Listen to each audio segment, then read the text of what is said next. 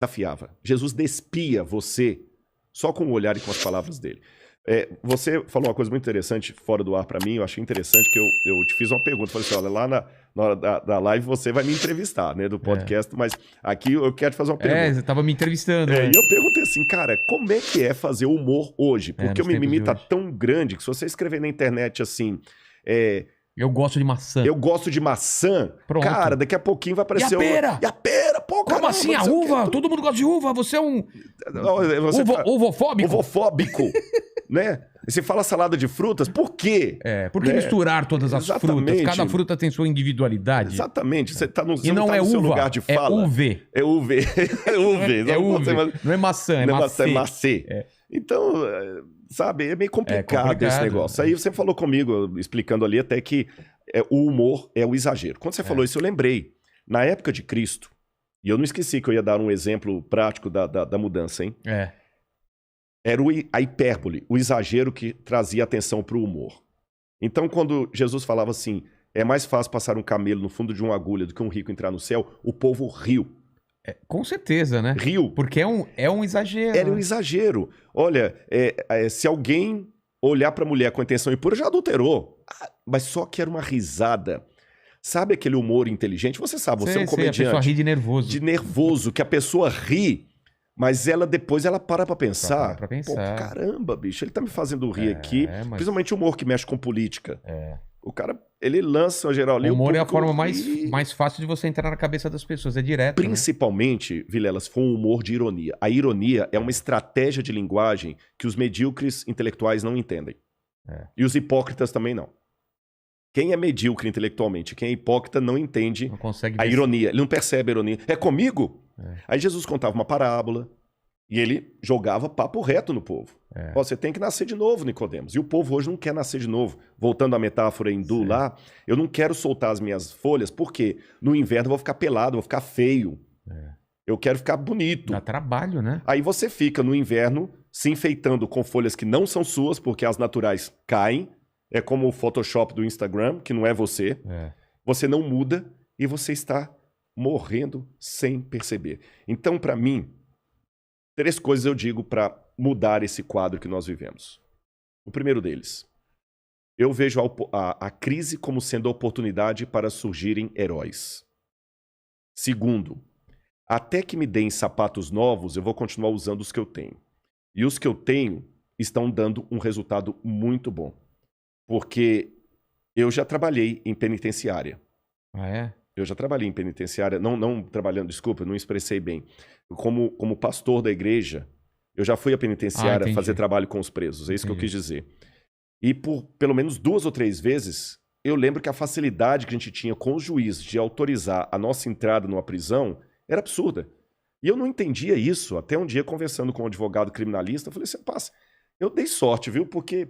Toda vez que eu precisava de uma autorização judicial para entrar numa penitenciária, era a coisa mais fácil. Aí esse advogado falou comigo, Rodrigo, todo juiz está implorando para aparecer um crente na porta dele lá, querendo trabalhar na cadeia. Caramba. Porque é estatística. Quando começa a aparecer Bíblia na cadeia, cria imediatamente uma ala dos crentes. Todo carcereiro quer trabalhar ali, porque a ala dos crentes é a que menos dá trabalho para eles. E muitos ali saem recuperados, muitos voltam para a criminalidade. Não é fácil trabalhar com detentos, porque muitos voltam para a criminalidade, mas um percentual maior do que qualquer outra ação social causa um número maior de ex-bandidos. Ex-criminosos. É por isso que, em que pese a minha paixão pela literatura, quem lê o meu livro vê que eu trabalho com fontes primárias. Se eu estou falando de Nietzsche, eu cito Nietzsche. E procuro alguma coisa, até ver assim, se eu não conseguir ler o alemão puro, pelo menos o mais próximo da tradução para entender. Mas apesar de toda a minha devoção pelos clássicos que eu acabei de falar, eu tenho muito claro para mim que se eu jogar José Saramago numa penitenciária, dificilmente eu vou ter um grupo de ex-detentos, ex-bandidos porque leram José Saramago. Mas se eu jogar uma Bíblia de Novo Testamento, daquela dos Gideões Internacionais capa cinza, daqui a pouquinho tá o juiz pedindo para eu voltar lá para tocar violão e eles deixarem a criminalidade. Então, essas oportunidades de crise fazem surgir heróis. Eles nunca vão ser a maioria. Então, não estou preocupado com o que você chama de herói? Herói é aquela pessoa que não está preocupado em tanto em ser dos Avengers, do Marvel, ele sabe que o Marvel é entretenimento, não é estilo de vida. Ele não está preocupado... Não é esse tipo de herói. Não é esse tipo de herói. Não é aquele herói do Velozes e Furiosos, que é o estereótipo do cara que eu não queria como vizinho no meu condomínio, dirigindo na rua que meu filho brinca. Exatamente. Você tá entendendo? O cara dirigindo de ré a 100 km por hora. E o cara fortão, aquela coisa toda. O herói sabe quem é? É aquele que faz o que todo mundo deveria fazer, mas a maioria negligencia. Vou dar um exemplo. Madre Teresa de Calcutá. Ela ganhou um prêmio Nobel. O prêmio Nobel de Madre Teresa de Calcutá é o poder heróico dela, que ao mesmo tempo revela a fragilidade da humanidade. Porque o que Madre Teresa fez é o que todo mundo de sã consciência deveria fazer. Mas como a maioria não está fazendo, o dia que uma mulher faz, ela vira santa e ganha um prêmio Nobel. O prêmio Nobel de Madre Teresa, bem merecido, bem dado, é um prêmio mais vergonhoso da humanidade. Eu vejo isso também em rede social.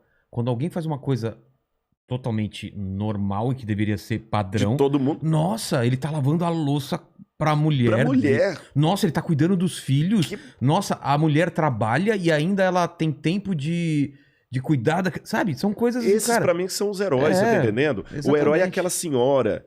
Que tá lá fazendo todo dia, 5 horas da manhã, com o risco de pegar Covid no metrô, porque ela não tem nada a ser a máscara e tudo, e sustentando os filhos, porque o safado do marido já abandonou ela com os 5 filhos no bucho ali. E ela tá ali trabalhando de sol a sol, pegando energia de onde não tem. Você tá entendendo? Essa mulher é heroína. Porque às vezes... Sorrindo na maioria das vezes, com alegria, né? A gente tem aquele espectro de herói muito Marvel. E a gente traz isso pra realidade. Que é uma coisa até individualista e até egocêntrica, né? Não diz que uma vez o Mike Tyson tava num avião. E aí começou uma turbulência e a aeromoça chegou pra ele. Dizem que essa história é verdadeira, viu? Pelo menos a fonte que me deram. E a aeromoça falou pra ele assim, senhor Tyson, por favor, coloque o cinto, né? Aí ele falou assim... Yes. Não, tem a voz, ele falou assim, super-herói não precisa de cinto para voar. Ela falou, tá bom, super-herói também não precisa de avião. Mas se o senhor que tá aqui, então coloque o cinto. Então, quer dizer, a gente tem essa ideia, para mim esses são os heróis. E eles não precisam ser a maioria. Aí eu vou falar de novo com a linguagem bíblica. Deus não precisa de todos. Uma pessoa com Deus se torna maioria e pode fazer uma revolução. E se você olhar ao longo da história... Ele sempre levantou algumas pessoas. E são pessoas que mudaram o mundo. E aí, a partir disso... E são pessoas improváveis, na maioria das vezes. Né? A maioria. É o fraco. Aí, com isso, eu vejo a transformação do espírito. E eu conto uma história concreta para você. O Freud, maravilhoso. Eu não concordo com tudo que Freud falou, mas eu aprendi justamente... Senão eu não poderia escrever um livro desse. Eu aprendi a separar nas ideias aquilo que eu concordo e aquilo que eu não concordo, sabe? Tem um provérbio que ele foi atribuído a Santo Agostinho, mas hoje há dúvidas se ele é realmente de Santo Agostinho ou de outro, mas é um provérbio que diz assim, no essencial, tenhamos unidade. No não essencial, tenhamos diversidade. Mas, em tudo, tenhamos caridade. Maravilhoso. Então eu aprendi isso. Você tá entendendo? No essencial, não pode ter minha opinião e a opinião do Vilela. Você tá entendendo? O que é que você acha, Rodrigo, da pedofilia? Estúpida pergunta. Não tem o que eu acho da pedofilia, não acha. É errado e pronto. É errado e pronto, não tem nem que perguntar isso. Naquilo que não é essencial, diversidade. Rodrigo, que time você torce? Atlético Mineiro. Você eu sou Palmeiras, Corinthians. Beleza. Entendi. Agora, em tudo, caridade. Você tá entendendo? Eu vejo que a despeito das diferenças de opinião, você é meu irmão. Isto posto, o Freud tem coisas dele que simplesmente eu falo que ele tava fumando alguma coisa naquele charuto dele lá. Tem coisa que eu acho que não. Pô, o cara, a ideia dele de ego, superego, do id, do inconsciente, sabe? Poxa. Só que o Freud, aí foi uma escorregadela feia, ele começou a abandonar o discurso de Deus. E ele teve 2 ex-discípulos que largaram-no justamente porque ele tirou Deus da equação e a coisa ficou muito estranha. Quem falou que Deus estava morto? Quem foi? Aí foi Nietzsche. Foi Nietzsche, aí foi Nietzsche. Mas os 2 discípulos de Freud que decepcionaram-se com ele foi Jung, Carl Gustav Jung, e Viktor Frankl, que fundou a terceira escola de psicanálise de Viena. E o Freud dizia que, na verdade, aparentemente Freud até estava certo se eu aplicar agora a situação de Covid. O Freud dizia que o que nos diferencia, na verdade, são apenas as convenções sociais. Por exemplo, por que a rainha da Inglaterra vai sentar e comer de maneira toda nobre, com talheres, Vários talheres, vários copos. colocando assim, e aquele menino talvez que está lá na Etiópia passando fome vai comer com a mão de qualquer jeito? Eles disseram, Freud dizia, por causa das convenções sociais. A rainha Elizabeth, eu estou dando um exemplo, não é Freud que dá esse exemplo, ela só come com delicadeza porque tem comida suficiente para ela e para todo mundo. Agora, tire daqueles que estão comendo com delicadeza, especialmente a segurança de vida e o afeto, a única coisa que vai sobrar no ser humano é o lado animal dele. Aí Freud foi bem darwinista. Total. Na época até namorou um pouquinho com o darwinismo social, que é uma digressão do darwinismo original. O darwinismo social é aquele que acha que realmente é a lei do mais forte, eu vou te matar porque eu... Ou seja, segundo a teoria de Freud, eu não estou atacando essas jujubas aqui, porque eu sei que se eu quiser comer a jujuba, eu como, e tem pra mim, tem pra você e tem pra todo mundo que tá aqui.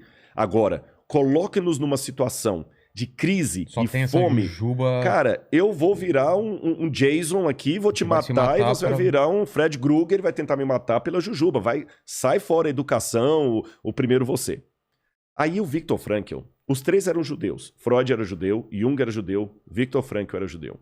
O Viktor Frankl foi apanhado pelos nazistas e foi para 2 campos de concentração, Dachau e Auschwitz.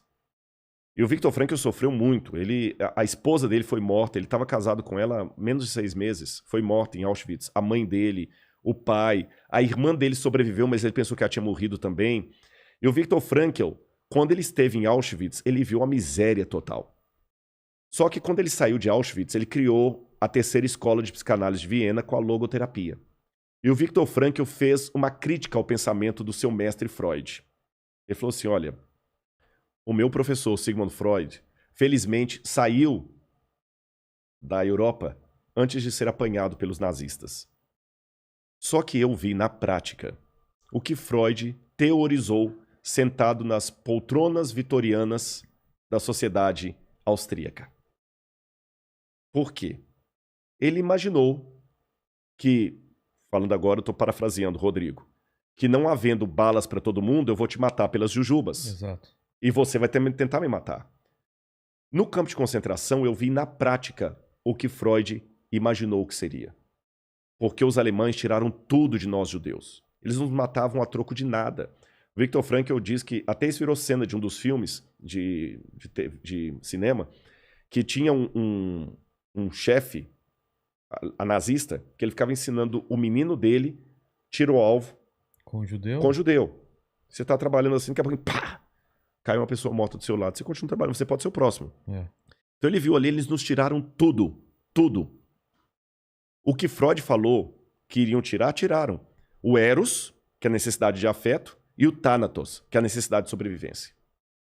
Alguns colegas judeus cumpriram exatamente o que a teoria de Freud havia previsto.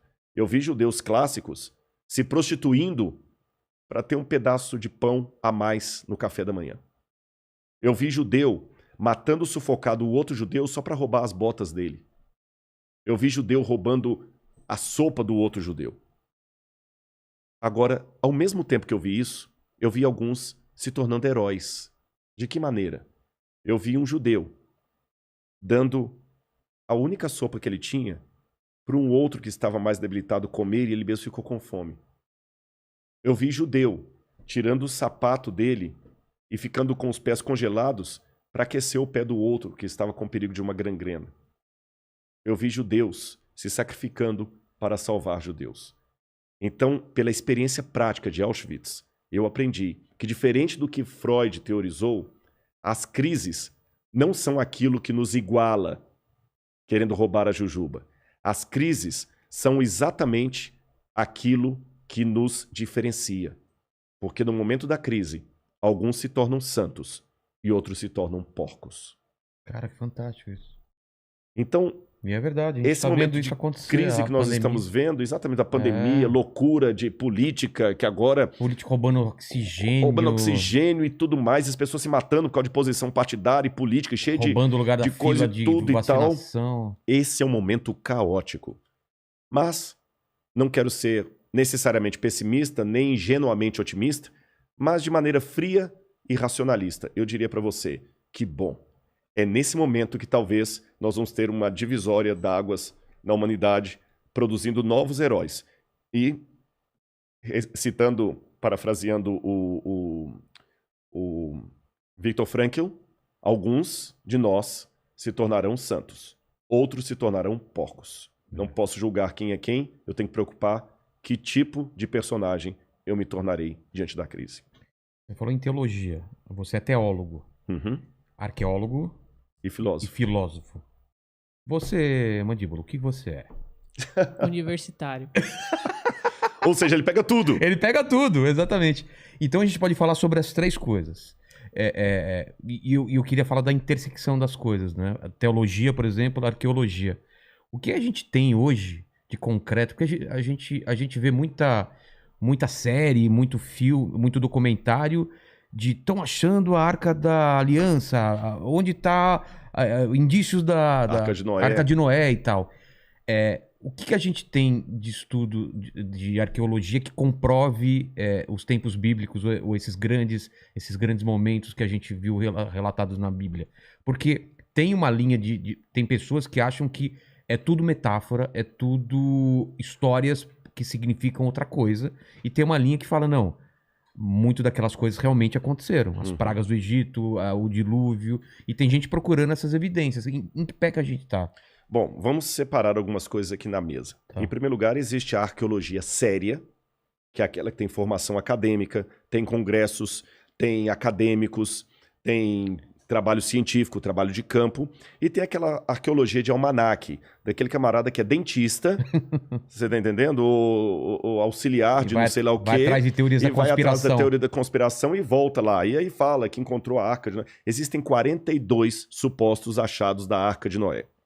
42. Você tá entendendo? Ah, mas que tem uma mancha. Olha, gente, desculpa. Aí que é a diferença entre ser crente e ser crédulo. Você tá entendendo? Aí tem a diferença entre ser crente e ser crédulo. Eu sou crente, não sou crédulo. Aí o camarada me mostra uma fotografia de péssima qualidade, com uma borra preta no meio lá da neve, lá na Turquia, entre a Turquia e a Armênia, lá nos montes lá. Olha, tá vendo aqui, olha? É no formato formato da arca. E o cara vem com um desenzinho de computador, ainda faz assim, pô, cara, tá aqui debaixo da neve. Você foi lá? Não, mas... Não. Ou então aquelas histórias assim, porque um cara da NASA descobriu. Então, olha, vamos varrer tudo isso pro lixo. Por exemplo, o que eu já escutei, não sei se é verdade, que a Arca da Aliança estaria sendo guardada na Etiópia em segredo. Pois é. Já ouviu essa história também, já na Etiópia? Não, claro. Na verdade, o que tem de verdadeiro e falso em tudo isso? Tem 10% de verdade e 90% de falso. Ah, tem um pouco de verdade? O que é o ponto de verdade? Não em relação à arca propriamente dita, mas em relação a uma história que liga os etíopes aos judeus. Tá. Porque, de fato, existem exames até de DNA que comprovaram que há muitos etíopes que são judeus. São descendentes da rainha de Sabá com Salomão. Tanto é que o Estado de Israel reconhece esses etíopes e dá cidadania israelense para eles. Tem até um filme, eu estou tentando lembrar agora o nome, que a Mossad vai até recuperar alguns desses etíopes e levá-los, tirar do país, lá até entra em Ruanda com o Idi Amin Dada, fazer uma negociação com ele, para recuperar esses etíopes e levar, que eles estavam sendo ameaçados de morte, estavam sendo mortos por antissemitas, e levaram para Israel. E tem muito etíope lá, judeu de sangue etíope, negro, mais negro do que eu até, no exército lá, israelense e tudo mais. Então isso é verdade. Tá. Agora eu falei, isso é os 10%. Tá. 90% de erro. Aí começa agora uma longa lenda que o rei Salomão estava lá com a rainha de Sabá. Quando ela foi embora, ela tinha um filho com ele. E o rei Salomão resolveu dar de presente para o filho uma réplica da Arca da Aliança. Aí, só que o menininho era muito esperto, trocou a réplica pela original e levou a original para a Etiópia, onde ficou guardada. Só que isso tudo é fantasia. Nós não temos nada a respeito disso. O que nós temos? Até a Bíblia não fala como é que a arca desapareceu. É uma inferência. Eu estou falando da arca da aliança, onde estão os 10 mandamentos. Aquela que ela descreve com detalhes. Com detalhes, absurdos, sim, né, os anjos, exatamente. Eu tô falando querubins. Querubins. Né? Eu tô falando daquela que o Indiana Jones encontrou. Aquela ali. Aquela lá. Caçadores da Arca Perdida. Aí o que acontece? Quando Nabucodonosor, em 587 a.C., ou antes da Era Comum, como os judeus preferem dizer, quando Nabucodonosor destruiu Jerusalém e o templo, ele levou instrumentos do templo para a terra de Sinar. Isso era comum, tá certo? Eu venho cá, domino você, eu vou pegar os seus deuses. Saqueia. E a arca desaparece do cenário, não se fala mais nela. Quando os judeus reconstroem o templo, na época de Zorobabel, e esse templo até o templo que Jesus vai conhecer, não havia mais a arca lá dentro. Até o livro de Macabeus, que é um livro deuterocanônico, fala que mãos piedosas, entre elas Jeremias, esconderam a arca. Então é a única informação que nós temos. Então alguém escondeu mesmo. Mesmo. Ela está desaparecida. Eu poderia até aventar, nem sei se poderia chamar de hipótese, algo menos do que hipótese, uma inferência. Tá. Que essa arca, se for assim mesmo, se ela desapareceu na época de Nabucodonosor para ela não ser levada para a Babilônia, ela talvez estaria debaixo do Templo Monte. Quem vê uma foto de Jerusalém, tem aquela cúpula dourada, ali era o lugar do templo. Ela pode estar ali debaixo. Aí você fala, pô, por que não vai lá e escava? Pô, que eu não quero proclamar a Terceira Guerra Mundial. Exatamente. Só isso. O lugar é sagrado dos muçulmanos. De onde Maomé foi assunto ao paraíso. Treta. Não pode. Você entendeu? Eu, de certa forma, escavei o Templo Monte. Mas como? Eu vou revelar aqui. Houve uma colher, né? Não, foi, mas é que tem... E a minha esposa também, ela participou disso comigo. Os próprios administradores do Templo Monte ali, que são árabes, jordanianos, eles começaram a fazer uma reforma estrutural lá na Mesquita de Al-Aqsa e também no Domo da Rocha, clandestino. E eles tiravam caminhões e caminhões de entulho dali de madrugada. E levavam esse entulho e jogavam lá perto do Monte Scopus, lá perto da Universidade Hebraica. Um universitário, para fazer jus aqui ao mandíbula. Olha a importância do universitário, viu? O nome que aparece é do doutor lá, mas o universitário que ajudou. Ele passou, estudante de arqueologia, falou, pô, caramba, tá tirando de lá, jogando aqui. Conversou com Gabriel Barcai, que é um professor aposentado da Universidade Hebraica. O cara foi lá e falou, pô, já que eu não posso escavar lá, mas ninguém impede de peneirar aqui. Criou um sistema inédito, que a gente nunca tinha essa técnica de escavação, que